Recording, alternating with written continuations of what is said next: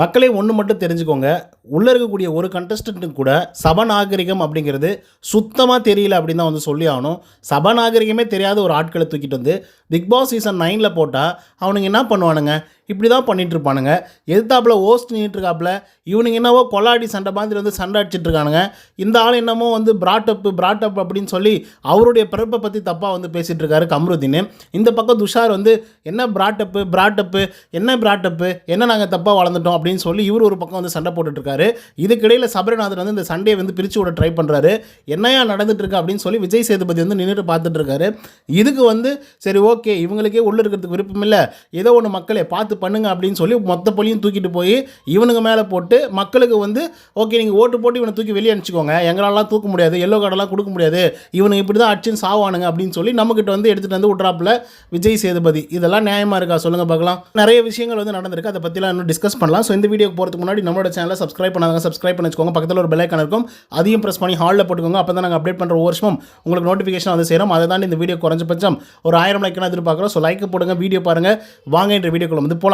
முதல் விஷயம் என்ன அப்படின்னு பார்த்தீங்கன்னா, நம்ம துஷார் அவர்களை பற்றி விசாரிச்சுட்டு இருக்காங்க. ஏன்னா துஷாருக்கும் கம்ருதீனுக்கும் வந்து பார்த்திங்கன்னா பெரிய பிரச்சனை வந்து வந்துச்சு. ஓகேங்களா, சொல்லப்போனால் அடிக்கிறதுக்கே வந்து போனாங்க. அதுக்கப்புறம் வந்து பார்த்திங்கன்னா நீ வெளியே வாடா, உன் தலையை தட்டி தூக்கிடுவேன் அப்படின்ற லெவலுக்குலாம் கம்ருதீன் அவர்கள் வந்து பேசிகிட்டு இருந்தார். துஷாரும் வந்து பார்த்திங்கன்னா வேணுத்துக்குன்னு என்ன பண்ணுறவ நீ, என்ன செஞ்சிருவ நீ அப்படின்னு சொல்லி முட்டிக்கிட்டு போனாருன்னு வச்சுக்கோங்களேன்.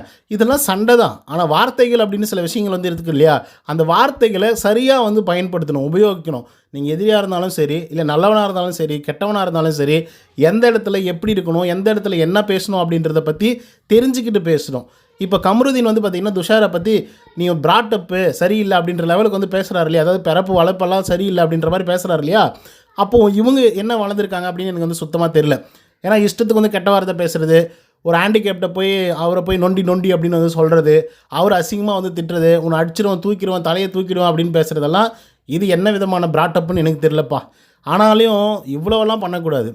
சபையில் அத்தனை பேர் உட்காந்துட்ருக்காங்க, இந்த வாரத்தில் என்ன நடந்திருக்கு அப்படின்னு சொல்லி டிஸ்கஸ் பண்ணிகிட்ருக்காங்க, பேசிகிட்டு இருக்காங்க. அதுக்கிடையில் இவ்வளோ பெரிய சண்டையை வந்து போட்டுட்ருக்கானுங்க இவங்க 2 பேரும் சேர்ந்துக்கிட்டு. என்னடா உங்களுதெல்லாம் பிரச்சனை அப்படின்ற மாதிரி வந்து இருந்துகிட்ருக்கு. சரி, இது ஒரு பக்கம் வந்து இருக்குது அப்படின்னா, நேற்றுக்கு வந்து எபிசோடு முடியும் போது ஒரு விஷயம் பார்த்துருப்பீங்க சரியா. அதில் கம்ருதீன் அவர்கள் வந்து இருக்கார் இல்லையா, அந்த கம்ருதீன் அவர்கள் வந்து ஒரு விஷயம் சொல்லியிருப்பாப்புல, இங்கே பெண்களுக்கு வந்து சேஃப்டியே இல்லை, இந்த திவாகர் வந்து அங்கங்கே போய் தடவுறது, பெண்கள் பின்னாடியே சுற்றிட்டு இருக்காரு, ஃப்ளட் பண்ணிட்டு இருக்காரு அப்படின்ற மாதிரி ஒரு கம்ப்ளைண்ட் வந்து பார்த்திங்கன்னா கேமரா முன்னாடி பேசிகிட்டு இருப்பாங்க. அந்த நேரத்தில் சுபிக்ஷா வந்து உள்ளே என்டர் ஆகும்போது என்ன சொல்லியிருப்பாங்கன்னா, அப்படியெல்லாம் ஒன்றும் இல்லை, எல்லோரும் சேஃப்டியாக தான் இருக்கும் அப்படிங்கிற மாதிரி சொல்லியிருப்பாங்க. பெண்கள் வந்து சேஃப்டியாக தான் இருக்கும் அப்படிங்கிற மாதிரி. இப்போ டிஸ்கஷனே அதுதான்.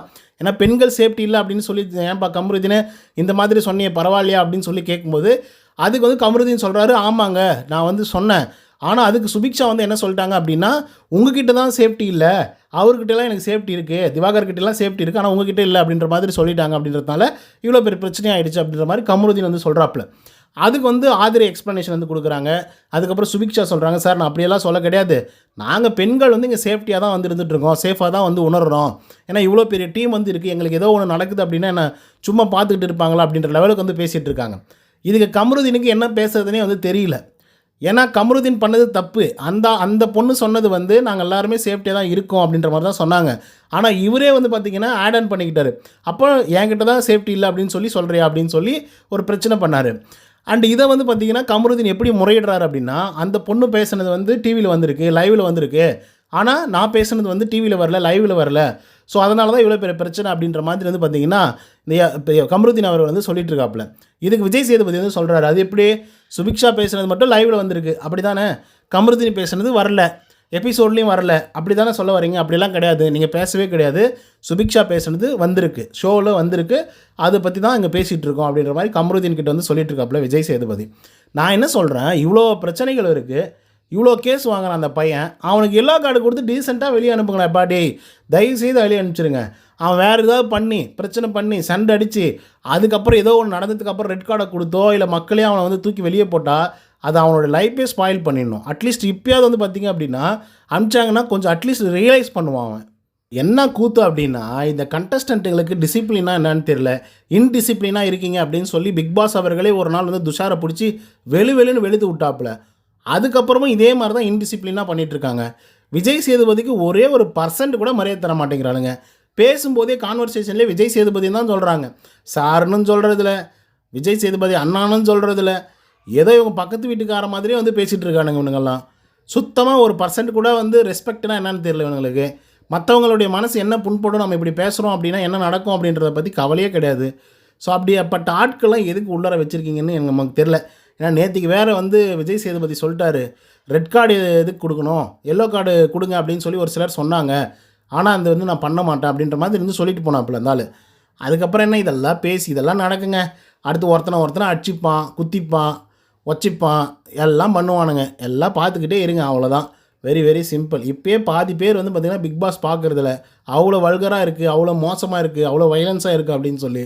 இதில் இவங்களும் வேறு சப்போர்ட் பண்ணி அவங்களுடைய சண்டைகளை வந்து என்கரேஜ் பண்ணுற மாதிரி வந்து பார்த்திங்கன்னா மன்னிச்சு விட்டுருந்தா என்ன நடக்கும் சொல்லுங்கள் பார்க்கலாம்.